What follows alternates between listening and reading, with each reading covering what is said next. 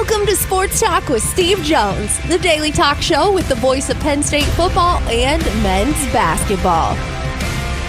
You never know what special guest may stop on by any given day. Now here's the man of the hour, Mr. Steve Jones. No quarterback club today, so I'm here. Your team, of course, cheating again. I mean, the Christian McCaffrey incident is just another ugly reminder that your team skirts rules. Well, it's only cheating if you get caught. Or if somebody blurts out that you cheated by accident. This is where we are in the world? It's only cheating if you get caught? That's right. My goodness, like playing on the...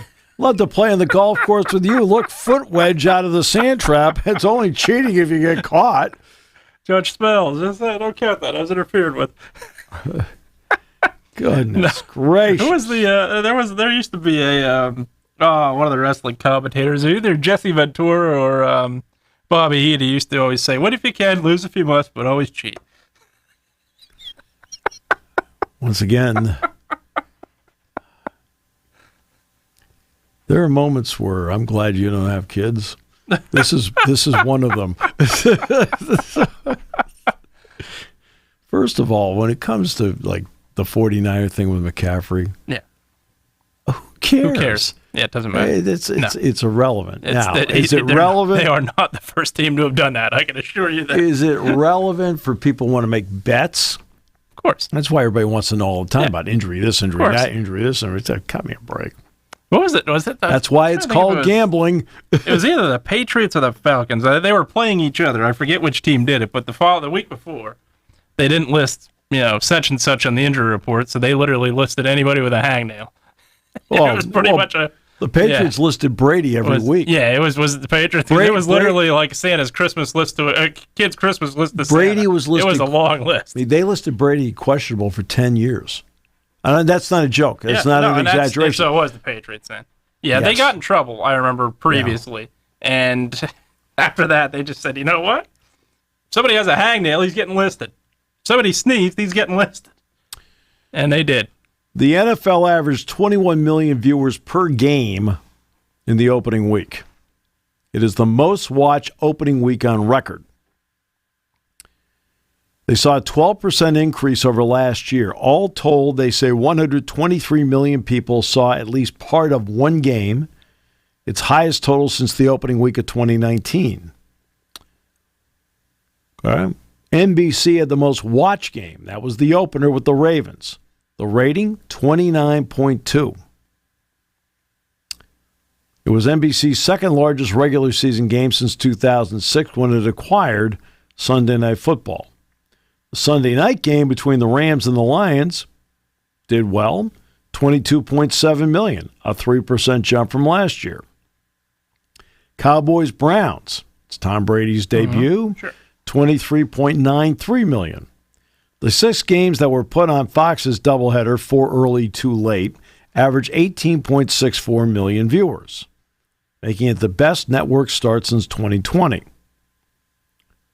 It's the first time since 2020 that Fox solely had the Sunday afternoon doubleheader. Both CBS and Fox carried 2 games apiece on the opening Sunday the past 3 seasons. CBS had 17.79 million for its 6 games, its most watched Week 1 singleheader since it reacquired the rights in 1998. Most of the CBS affiliates in the 1 o'clock window, with New York, Chicago, Atlanta, Pittsburgh, and then they got Jim Harbaugh's debut with the Chargers and the Raiders. And New York, Chicago, Atlanta, and Pittsburgh could not air games in CBS's early window because it is a league rule that no game is shown opposite the game of the local team. Okay. Then there's the Eagles-Packers deal, $14 million on Peacock. Second most watched live event in Peacock's 4-year history, behind the Dolphins and the Chiefs. But again, when you're averaging 21 million people, you average 21 million. Okay? And the most watched game was 29. So let's split those two numbers in half here. So let's go 21, 29, okay, 25 million. You basically put the middle finger up to 11 million people. Mm-hmm. Yeah. Okay? I mean, again, you can. What did I say last week? They're going to brag about what they did on the platform. Sure. When I saw it was 14 million yesterday, the first thing I thought was, that's a little low. Yeah. Right? It's not an Amazon Thursday night game. No. Where they're trying to get about 11 or 12 million. Mm-hmm. They barely got above that for this. And it's the Eagles and the Packers. Yeah.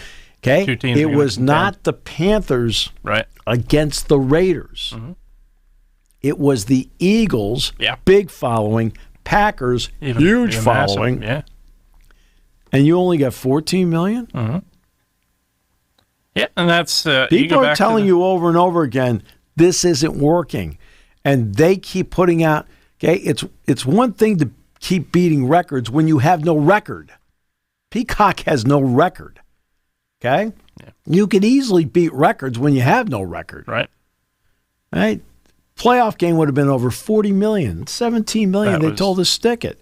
Okay? This is 14 million. They probably lost about 11, 12 million based on the matchup of people that would have watched. I think part of that is that I think there's sports these days that have just reached a level of arrogance. And I think that's where you're seeing that. Oh, everybody's going to just tune into streaming. Well, we're going to air the most popular playoff game that week and streaming, and everybody's going to tune in. No, they didn't. Found other options. That's what they're going to continue to do. Well, that's what I always make the comparison to the electric car deal. They keep trying to they keep trying to force the electric car deal. Well, there's nothing wrong with electric cars. No, I mean, there's nothing wrong with streaming, right? And there's nothing wrong with streaming. Yeah. But you can't keep forcing something down the throat of people, and they look at you and go, "Sorry, I'm not going to do that." And that's not because you're old or technology or things like that. You're sitting there like going, "Hey, look. I pay enough for my cable bill already. You want me now to stream?" Okay? I have to now do it this way? I have to pay extra for the game? I have to pay extra for the game. And the flip side of that is there are people that don't want to do it. No. And the flip side of it is 99% of the people that have cut the cord cut it because the prices were going up. Right. Prices of streaming have gone up 2 years straight, and they're going to keep going up. Right. And they're going to go up and up and up the more content you get. Right. So there's no question that you put fans into a bind. There's, take a look around right now. The prices of everything has gone up.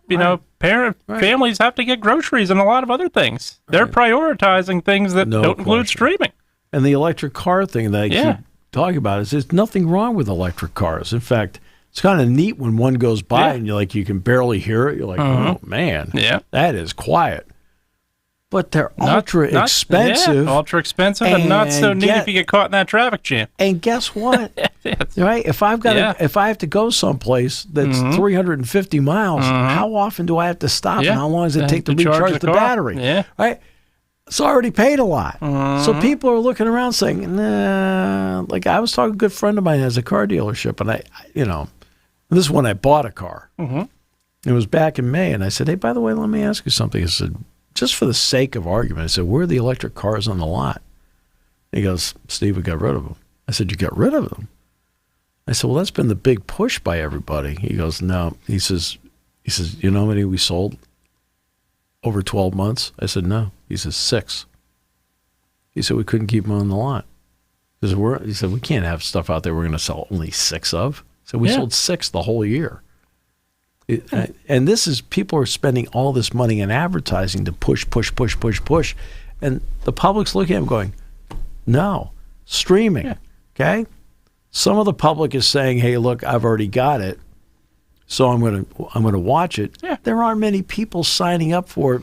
And then what's happening is they'll sign up and then get the free trial and then say, boop. And then they get out of it. Yeah. It's like, okay, great. Absolutely. I'm going to have to make a decision tomorrow night, and I think I already know what decision I'm going to make on Amazon.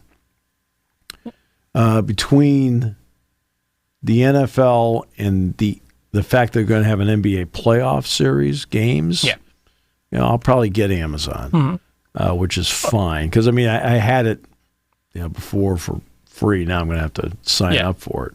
The other advantage some of them have, and I'm not sure, I think Peacock does somehow. Well, it used to have, obviously, the tie with Comcast.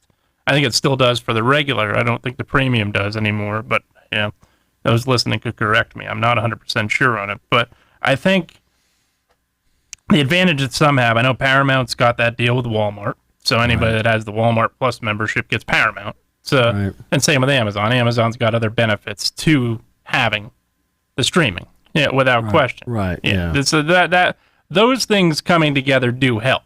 Right. Yeah. There's other streaming services that are, hey, we pride ourselves on our stream, and we're just going to sell that. Now, do you stream or do you have cable? I have cable. You have cable. Yeah. All right. Interesting. Yeah, it's because I have cable as well. Yeah, I have Peacock, and that's it. My question would be, on Christmas Day, will you get Netflix? I don't think so. Really? Yeah, I don't think so. Those are two good matchups, They're great matchups, but it'd be one of those things that'd be free trial only. I don't think... It's tough, right? Netflix, I think, last I knew, the price had gone up pretty heavily. And, okay, all right, I don't. Those are things I don't know about. Yeah, and you're right. I mean, people have to go out. I mean, you're paying $1.60 more for gas now, so you get 10 gallons of gas. A lot more for your groceries. Right, groceries were up 22%. So I go up. Instead of paying $300 to get some groceries for the week, it's now $366. I mean, it's like okay, we're out $82 right there, and that's just in one day. That's one day. I mean, that's just the reality of it. I mean, Yeah, and I think I apologize. I don't mean to sit here and have the ability to add and subtract. No. All right, so and multiply. Yeah. It's all part of having a brain. So the other plus of the Steelers, we have it here, on our radio stations, which is great. I'll listen to it on the radio. Yeah. So I don't have to worry about it, and that saves. We'll see. When I'm in the car, I have Sirius XM, so I can get anybody. So I was listening to David Archer in West Durham the other day. Now, Wes and I are buds. Absolutely. So, but yeah. And let's see, not much to say out of yesterday's media. Get together with James, except for the Andrew Rappelier news. That was about it from yesterday. And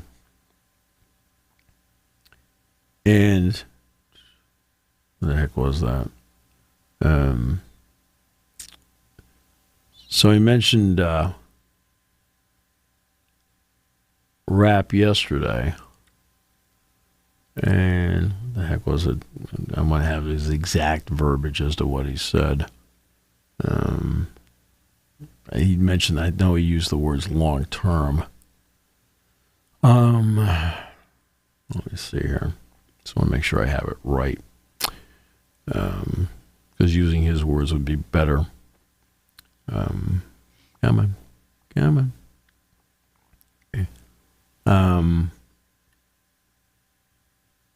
Where the heck is that? There's a lot about rep counts, depth.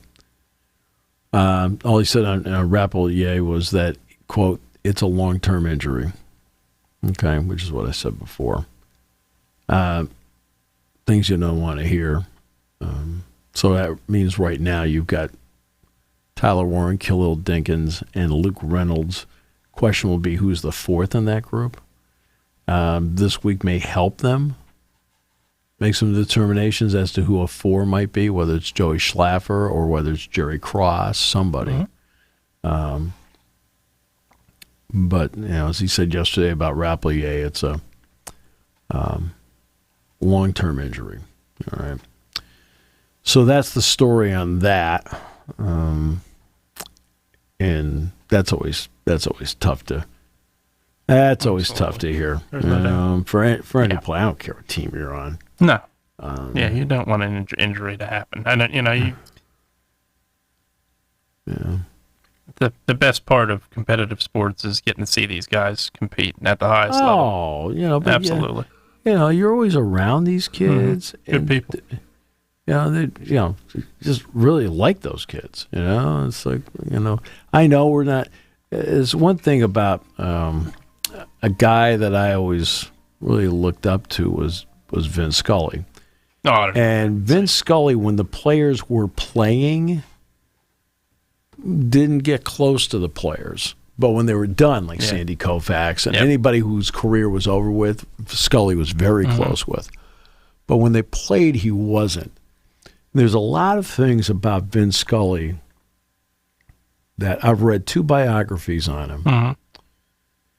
And, the work, the professionalism, how late in his career he got a laptop. And then he had a guy from the Dodgers IT department program the laptop for him. There was a chance, because Vin was a great storyteller. Well, you got to be able to find the stories. The best. You got to find the stories. And, we are not at a point anymore where you have clippings. No. There are no clippings anymore. But when they were playing for the Dodgers, actually players, he wouldn't get close to them. It wasn't until they retired then he became very close with them. I can't do that. That's the part that a big difference for me is I can't do that. I'm around them all the time. So do I think the world of Ace Baldwin? Absolutely. Do I think the world of Devon J. Thomas? Absolutely. Okay. There are a lot of guys like that. That you just think so highly of. Every time I come in, Sandra Saheda can't be more friendly and welcoming when I walk in. And so that part I can't do. That way, when I see somebody like Rapp and something like that happens with Rapplier and it's a long-term injury, that really hurts because you want success for him. I mean, he'll help the team. There's no doubt he helps the team. There's no question about that. But you think about it more of a personal level like that. And, so as James said yesterday, a long-term injury for him. But that was about it from yesterday. He talked about the tackling on defense. See, that was the bizarre part about the game on Saturday. In the first half, because the tackling was much better in the second half. I always talk about usually by the middle of the first half of the third game, you start to get the tackling part down. Well, in this case, Penn State against West Virginia tackled really well all day. Yeah. You're looking around like, okay. So I didn't expect them not to tackle well in the first half of the game against Bowling Green. I just watched them tackle really well the week before West Virginia. Now they buttoned that down in the second half. They only gave up 85 yards. And not a lot after catch either. And I mean, that was one that, and they have to clean the penalties up. They know that. And the other part, too, is in the opening game against West Virginia, they were 5 of 11 on third down. They were only 2 of 9 on Saturday. And they've got to be able to take care of that. Now, part of that's doing a better job. It's interesting to say better job on first down, but they had 313 yards on first down Saturday. Yep. I mean, they averaged over 10 yards per play on first down.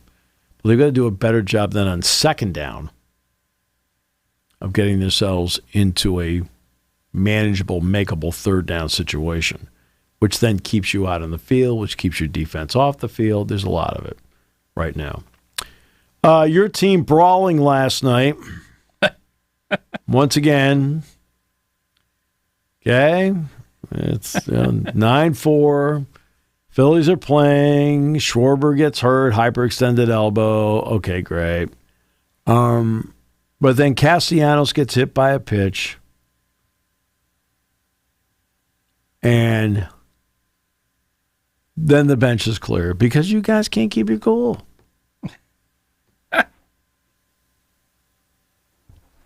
Bryce Harper, the whole thing really fired me up. It really upsets me.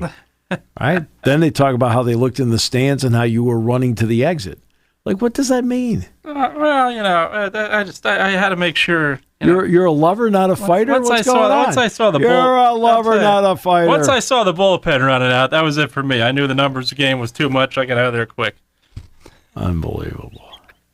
No chair nearby either. I didn't have any foreign objects. I had would have had to use my own instincts. That was it for me.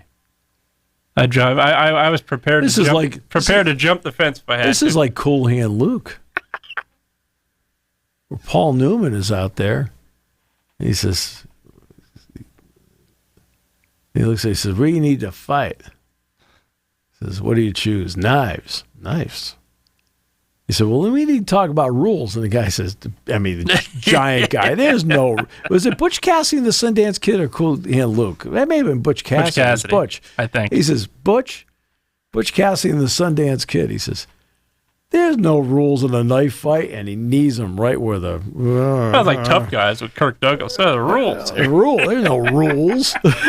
This is how you live your life. Right? So... Then Uceda for Tampa Bay. It was quite the situation, he told reporters through a team interpreter. I was struggling a little bit. No kidding. So I was just trying to locate my pitch. It was a changeup that kind of got away, and obviously it hit him. That's not my intention. I wasn't even trying to do it on purpose. The changeup, by the way, was 96.2 miles per hour. The single fastest pitch Uceda had thrown all season. It was not a changeup. Kevin Cash, he's a good kid, probably lost his composure a little bit. Really? That shouldn't be in the game. He says, take your frustrations out on a hitter because you're getting hit. That's BS. It's not right. It just doesn't look good for them. You know what I mean? Phillies, by the way, are rolling again. They are rolling. Yeah. And, I think they now have the best record in the National League because the Dodgers lost to the Cubs last night, despite the fact that ESPN, every time you turn around, Ohtani's up. The Cubs won the game. Okay.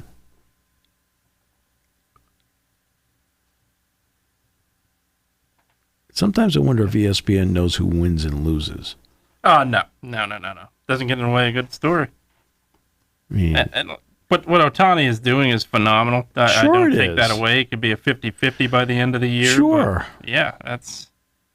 But there's winning and losing. Yeah. I think the Cub fans care whether Ohtani gets to 50-50. They're trying to win the game. They're trying to win the game, yeah. I don't think Ohtani cares at the moment if he gets to 50-50. I think he's... Okay. Yeah, this is a Dodgers team that spent a lot of money in the offseason.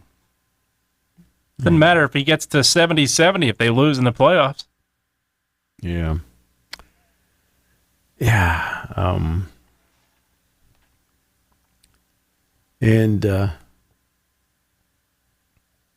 then there's the kickers. We mentioned 6 field goals yesterday.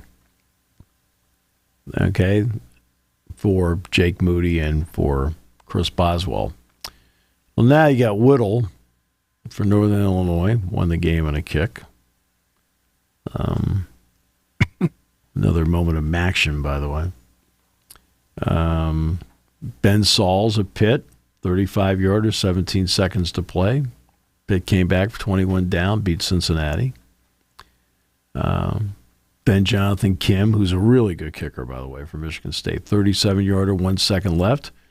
Michigan State won at Maryland. Atticus Sappington, 25-yard field goal, final play of the game. Oregon beat Boise, 37-34. So college kickers had a big weekend, too. And Sandra Sahadic hit both his field goals for Penn State. But it was a big weekend. My issue on the pro side is quite simple. Were there too many field goals? As I keep pointing out, it takes 3 field goals to beat a touchdown. And it turns out, like, for example, we're talking about the Jets and the 49ers, the Monday night game. The Jets scored 3 touchdowns and the 49ers scored 2.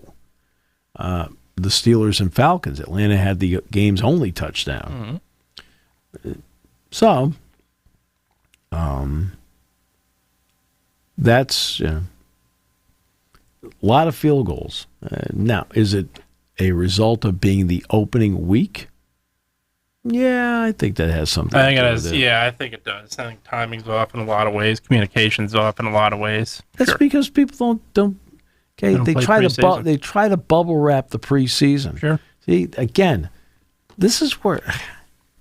Well, Yeah, the game doesn't mean anything. Don't play 'em. Please, just stop with the nonsense. Just play people. It's okay. What happened in 2020 when they didn't have a preseason? How many people got off to a strong start? Not many. Right. And you're talking about, Brandon Ayuk drops that touchdown. And look, Ayuk doesn't drop many passes, so I'm not picking on him. But, you have the greatest quarterback of his era, not named Tom Brady, telling you how important preseason is on his own Manning cast. So there's no question, and that's one of the biggest players in league history that's won 4 MVPs. Right. There's no question playing in the preseason matters. Sure. Getting those reps in practice matters. And the unfortunate part is, I think at some point, and that some point is going to be very, very soon, probably as early as next year, that you're going to have 18 regular season games, and you're going to have one less preseason game. And more reason for people to not play in the preseason. That's right. Yeah. So for me personally, I think you look at it, you clearly see the results early on in the season with what these guys do when they don't play in the season. Yeah. And I don't want to hear, you get hurt though. You can hurt anywhere, anytime. It happens. It's the unfortunate part of sports. It really is, and that's where just playing in the preseason I think helps significantly with these guys. Now, did you watch the Browns game with Brady? Yeah. What'd you think of Brady? Thought he was good. I thought he obviously a little nervous in the beginning. I think that was clear. Obvious. He speaks very highly of you. I speak highly of him too. I have the utmost respect for Tom Brady. I think to me, it's hard for me. Growing up a 49ers fan, there's one reason I grew up a 49ers fan. That guy was Joe Montana. And it is tough to put a guy above Joe Montana on the list of greatest of all time. And Tom Brady has earned that right in a lot of ways. But I think, to me, I thought he was nervous in the beginning. But I think as the game got on, I thought he was more comfortable. No doubt about it. And he made great points. I think that's the one thing that you notice with him. You don't necessarily see it. And Greg Olson's great. And don't get me wrong with Olson. Olson played with a lot of these guys. You don't hear not necessarily the relationships, but the stories. Brady's telling you what Micah Parsons capable of doing, where he comes from, how he's coming at you. That's the impact, I think, that it helps to have that player in that booth. To have that knowledge of the game, have that insight to tell me, okay, I don't need to be told Micah Parsons is a Pro Bowler. We know that. We know how good he is. But when you tell me his tendencies to what he's going to do, you're not giving away. You're not tipping the hat of the Cowboys by doing that. And Tom Brady did that on Sunday, and I thought he did an excellent job with that. Now, remember, all this that he's doing right now is leading up to what will be the ultimate broadcast for him because they get the Super Bowl this year. Yeah. He is going to have 16 more regular season chances, I think followed by 3 playoff chances, so 20 more broadcasts to get into the rhythm of what's going on. Yeah. And everybody says that Brady's the kind of guy that has a pretty good sense of humor and he does. Can roll with it. Well, and Kevin Burkhardt's outstanding. He'll bring it out of him. Incredible. I think the Fox is extremely, extremely lucky with what they had behind Joe Buck. I think Joe Buck doesn't get the credit he deserves from a lot of people. I think he's one of the very best of my life. I think so, too. I think Joe Buck's great. I really do. I've always been bothered by the fact that he gets more criticism than he deserves. I mean, it doesn't make any sense to me. Yeah, there are broadcasters in the professional level that get the criticism. I'm looking at it and saying, yeah, you're right. Joe Buck's not one of those. And not at all. And him and Aikman I would listen to any day, anywhere. Yeah. But I think the Fox, they are extremely lucky because you not only had Burkhardt, who is incredible, just absolutely ahead of his time. Joe Davis, same thing. I think, to me, not only with how he calls baseball, he's one of the best I've heard calling baseball, also football. I think he does an excellent job calling football games. For Fox, was extremely lucky, and they lost Joe Buck to have those two guys. They do an outstanding job. Right. Like I said, I was able to get back and watch a chunk of it. It was such a bad game. I mean, he got saddled with Deshaun Watson in the first game. Like, oh, he was bad. And I think it speaks volumes. Brutal. Yeah, really bad. Yeah, absolutely. It speaks volumes to how, look what he did at Clemson speaks for itself. I get that. I think it speaks volumes, too, to how good Bill O'Brien is with quarterbacks. Right. You see what this guy has been able to do and what Watson did under O'Brien compared to what he's done since O'Brien has not coached him.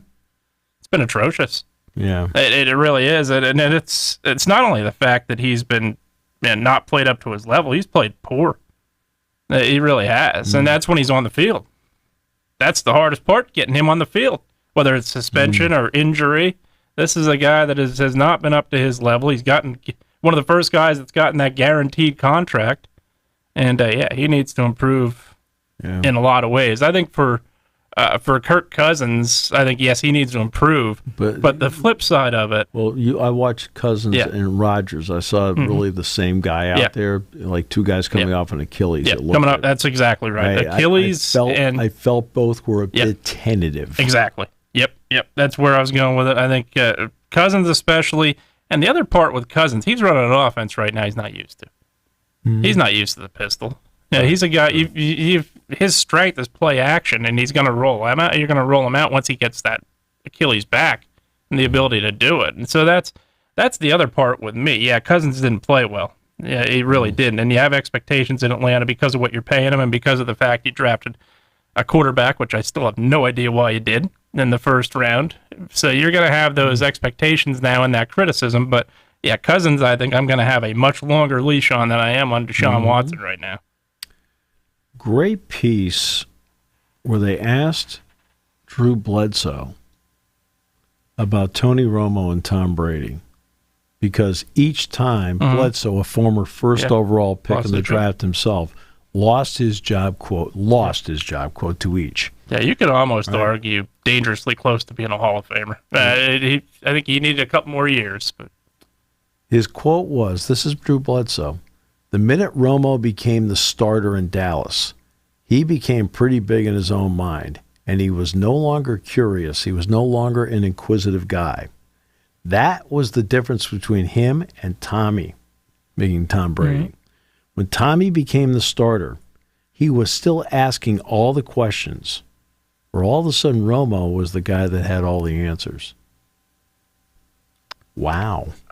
Yeah, and Okay, now that's as players, okay? I'm not talking about as broadcasters. I'm not players. Surprised by that, because I go back to Bill Parcells saying, hey, we don't have celebrity quarterbacks in Dallas. And that was when Romo was taking over the starting position. He was involved with Carrie Underwood at that time, and I think it was Jessica Simpson at another point.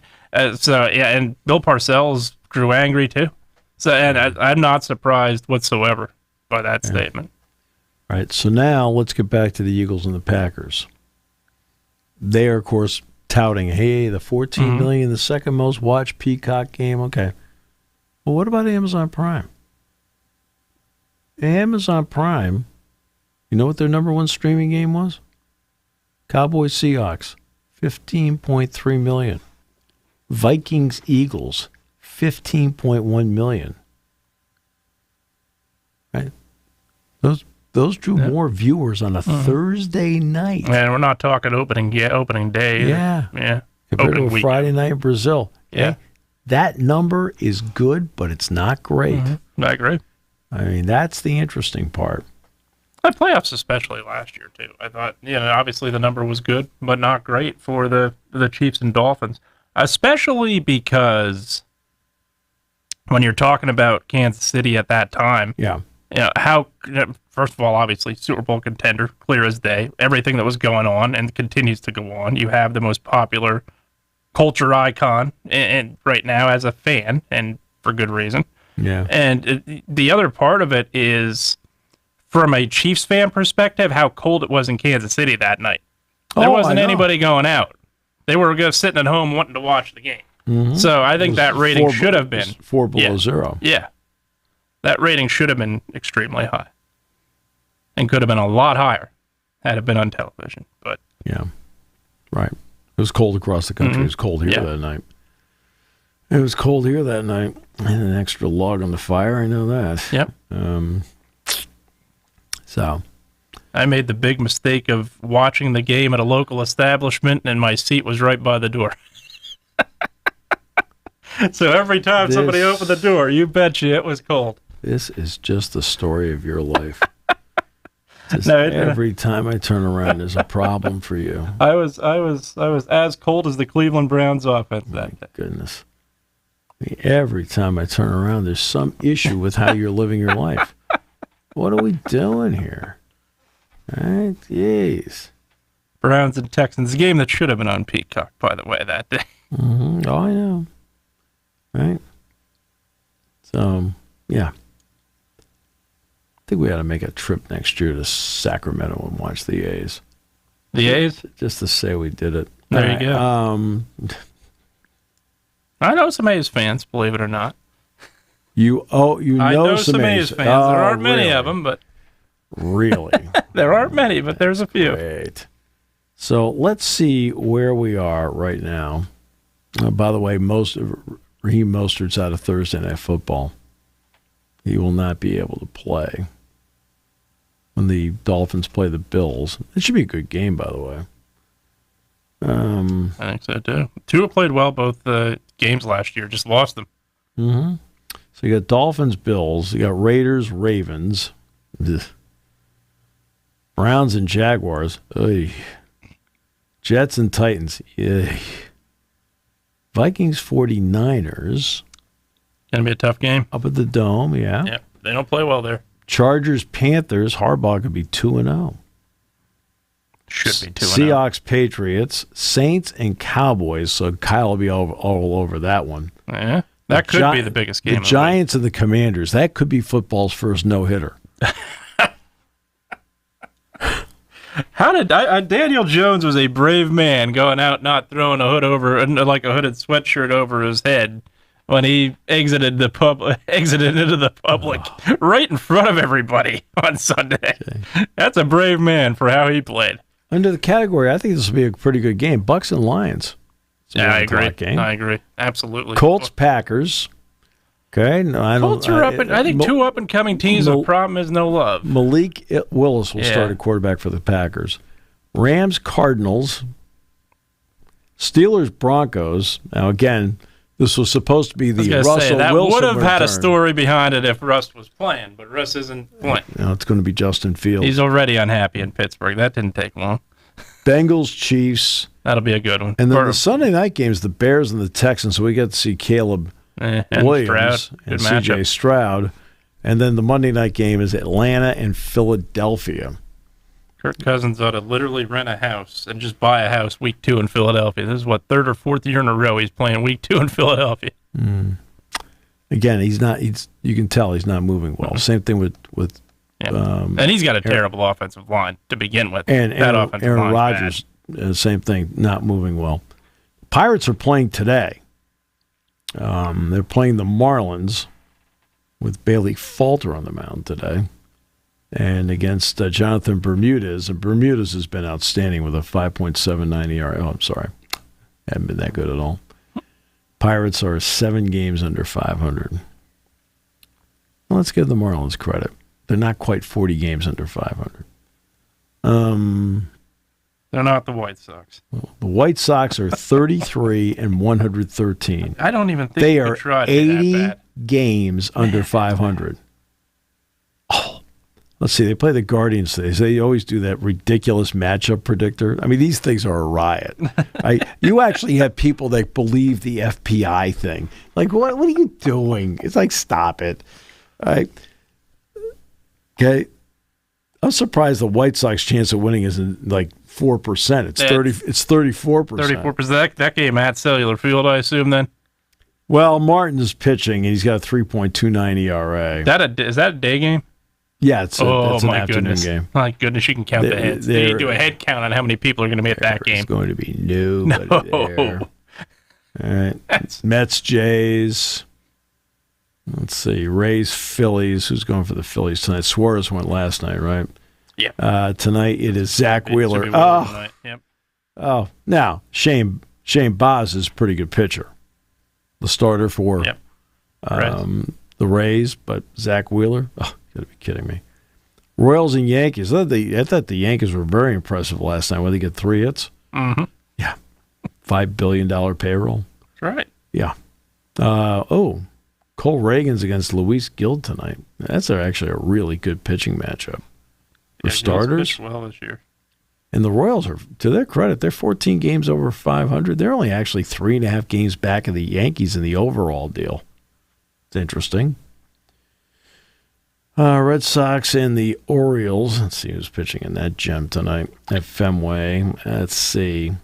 Dean Kramer, good pitcher, against Nick Pivetta, who can be outstanding. Can be good, yep. Can be inconsistent, too.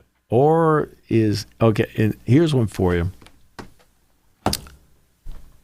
Guess who has the most multi-home run games in the American League this season? Who has the most home runs in the American League? No, the most multi-home run games. Okay, let me explain this in layman's terms. When you hit more than one home run in a game. Yeah, I got that. Okay. Do I have to go any further? Yeah, no. You're killing me here. I would have multi-home run games? Yeah, everybody thinks it's Aaron Judge. Oh, you're saying what player has the most multi? Yeah. Okay, I was thinking team. I was going to say the Orioles, probably team-wise. So. Who has the most multi-home run games? It is not Judge. Yeah. Judge has 5. Judge has 5. Tyler O'Neill of the Red Sox. Oh, I'll tell you what, O'Neill, that was a trade. The Cardinals have made a couple trades in the recent years that have been questionable. That one, I think, was a big one. O'Neill was a good player in St. Louis. Yeah. Yeah, he was. Tyler O'Neill was certainly he was a good player in Seattle before he left. Really, a guy that's been traded unfairly twice. Yeah. Ohtani has 46 home runs, 101 knocked in, and is hitting 290. Mm-hmm. Let's see, he's 46 home runs. How many steals is he have? Strikeout, stolen. Where's the stolen base part? Really? They don't have stolen bases on here? See all. Let's see what see all means. Expanded batting. It tells you how many grounded.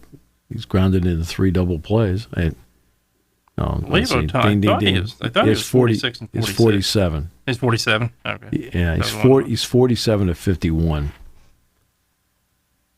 He's grounded into 7 double plays. What a disgrace. He's already had 651 plate appearances this year. Man, that's a ton. That's a lot for him, yeah. That's the second highest of his career. And you figure next year, obviously. Well, remember, they're leading him off, too. Yeah. I mean, you got to remember. They're leading him off. He's going to be interesting when the playoffs roll around because he's never been there. It's true. Never been there. It's true. So it'll be interesting next year, obviously, looking ahead. The Dodgers can do something this year, but he's probably going to be back to pitching next year. And what does that do? Well, he's a good pitcher. So he is. He's very good. I mean, it's not like they're just.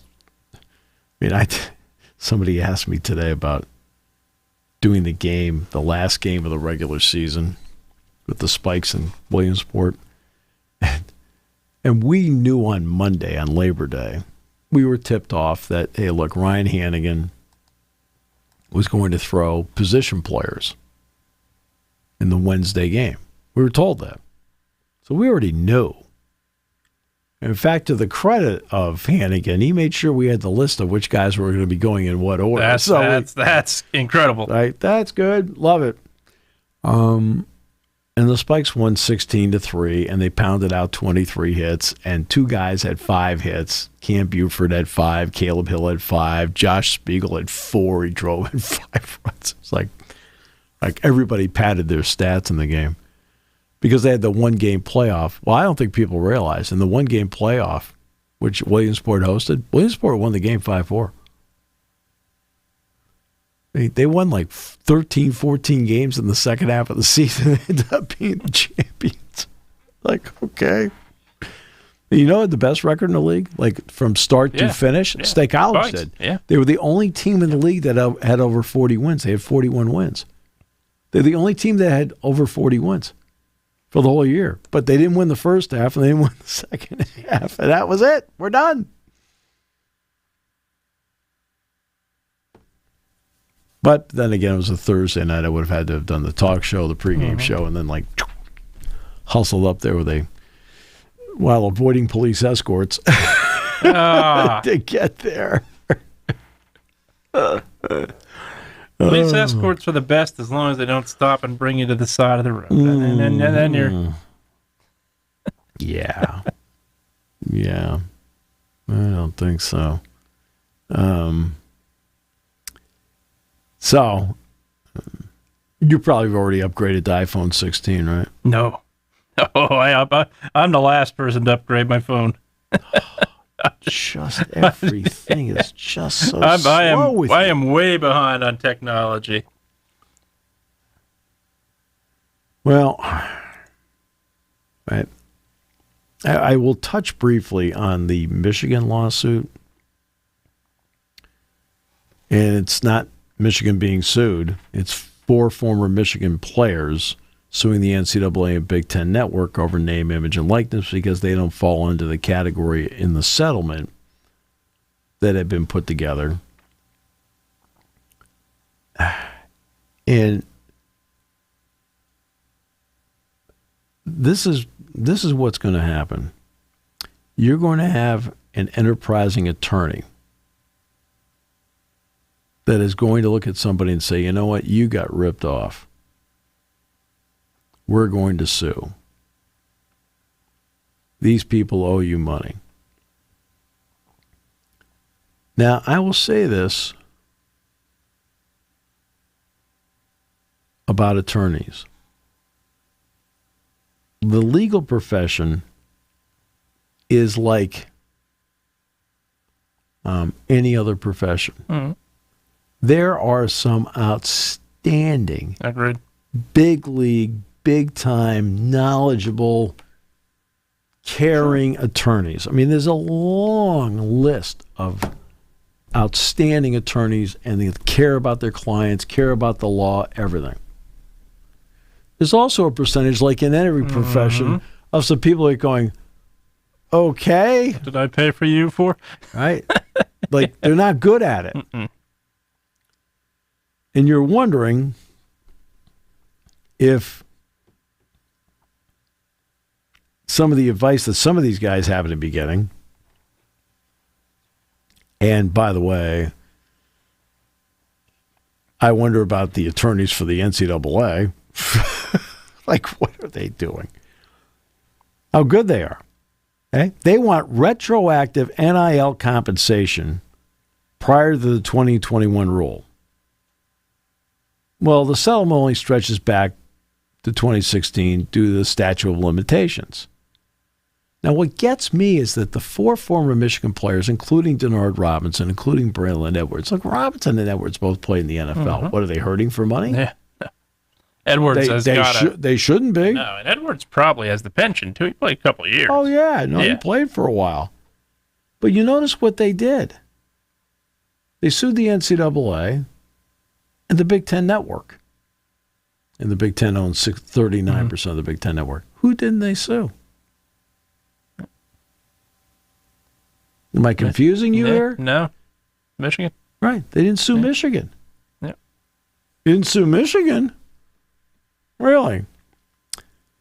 They say that the NCAA and Big Ten Network have continued to market and profit off the named players through things like present-day YouTube and social media clips, merchandise, and airing classic Michigan games from the past.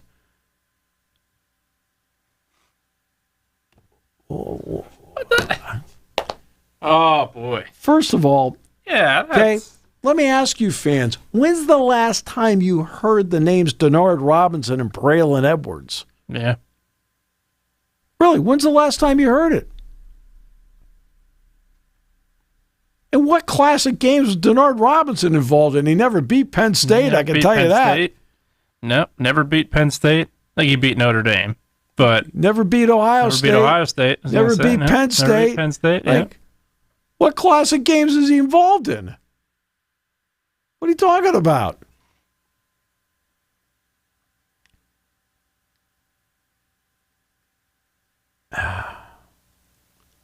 They say it precludes from relying on the statute of limitations. The statute of limitations for a reason. Exactly. Okay? Oh, man.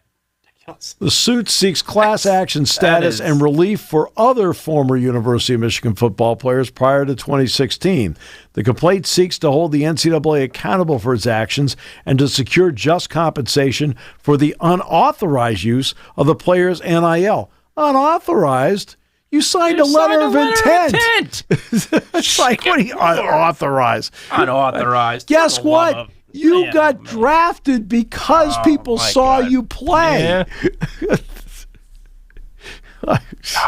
What are we doing here? Oh, man. My goodness. I don't get it. I don't get it. This is as bad as when the NBA started to enforce a dress code, and you had two players come out and say they should get a stipend for wearing a suit. Yeah. Are you kidding me? Are you kidding me? Okay, Robinson played 4 years in the NFL, so he got some coin. Yeah. He was an assistant director of player personnel in 2022 at Michigan, but left the position last spring following an arrest on suspicion of operating a vehicle while intoxicated. Right. He was also among the current and former Michigan staff members named in the notice of allegations issued by the NCAA last month. Following the investigation of the Michigan football program. Edwards, okay? He was a third-round pick by the Browns. Played 8 Third round, or was he third overall? I think he was first round. He was actually the third overall pick in the draft. All right? He spent 8 seasons in the NFL and previously worked as an analyst on BTN. Big Ten Network did not immediately respond to the request for comment. They probably sat around the room and go, what? Exactly. We're being what? The Michigan lawsuit is similar to other recent complaints, such as the NCAA, the NC State 1983 National Championship men's basketball team, and members of the Kansas National Championship team, that they want money. Okay. 3 words. You want money? Get a job. Yeah.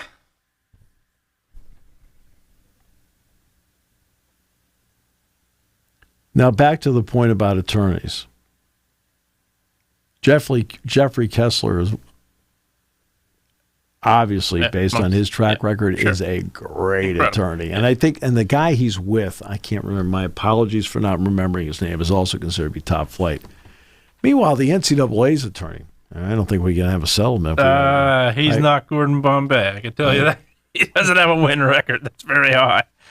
Okay, so instead of 20 to 23 million per school, you'd like it to be 60 to 69 million? You do know if you lose, the amount is tripled, correct? Did they teach that at the law school you went to? I mean, I'm a complete layman. I know that. Oh, man.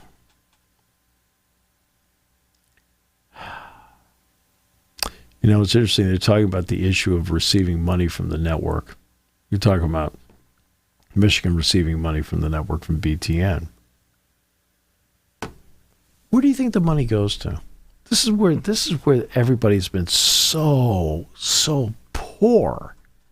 If you would just explain where the money goes. Because if there's a bunch of lawsuits like this out here, and you keep losing them, you're going to start losing sports. I don't mean football and men's basketball. They're here to stay. But what about your tennis programs? What about your golf programs? What about, right, outside of the Big Ten, what about your wrestling program? Right? What about your ice hockey program? Hey, what are you going to do? I mean, suddenly out of nowhere, if you can't afford to have something, you can't keep it.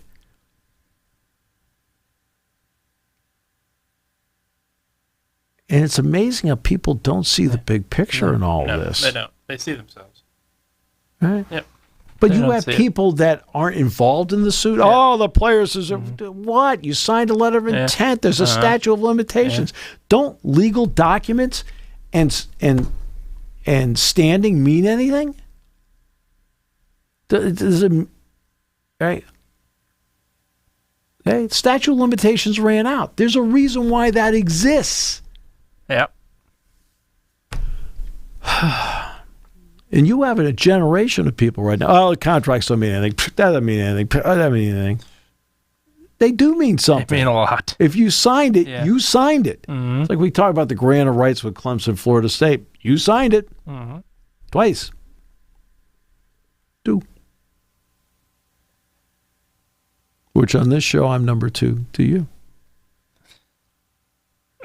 Everybody knows. I mean, that's right. I mean, you're the heartbeat, right? And right now we need Dr. Christian Bernard. All right. Look it up. As soon as you look it up, you'll get the joke.